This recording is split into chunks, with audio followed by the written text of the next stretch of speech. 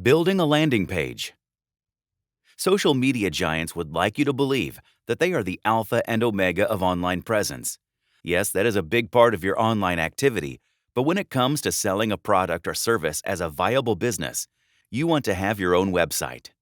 As we discussed before, you don't want to be at the mercy of the hundreds of algorithm changes of the likes of Facebook and Twitter. When it comes to online marketing, you can and must use email lists to drive visitors out of their inbox and into specific action. That action happens on a landing page. Fortunately, today, there are a lot of builder tools like Visual Editor and Optimize Press that can help you get there. Some of the best landing pages can be up and running pretty quickly if you use these tools. Unbounce is a tool that can help you create a landing page that helps you with the conversion rate and tries to reduce the bounce rate. It's a simple tool which mostly requires you to use drag and drop options. Also, remember that a lot of people use their phones to navigate the web, so make sure that you create response elements that help with the conversion rate, because if your page does not load effectively in its mobile version, you will see a lot of bounces instead of conversion.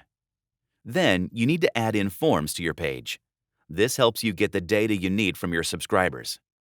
A lot of landing pages are meant to get user data, like email IDs. If you have a cumbersome form, you will once again notice bounces instead of conversions. That happens if you ask for too many details. No one likes to sit and fill out forms. Let's talk about the structure of your landing page now. This isn't very complicated. You need a primary header that announces the goal of the page. A line right under it serves as an advertising tagline. You can either make it a punchline or give out actual information in a snappy fashion. Add an image under it. And remember that this image will be the face of your page. Then comes the first section. If you choose to split the page into two, then the left side of the page should be a paragraph with more information about your product or service. It's what the visitor has come to you for. Under that, you want to add a section which tells them the benefits of signing up for your email list. Make it good, because this might define the chances of your conversion rate. The right side of the page will be a short form where the visitor is prompted to enter their personal details, like their email address.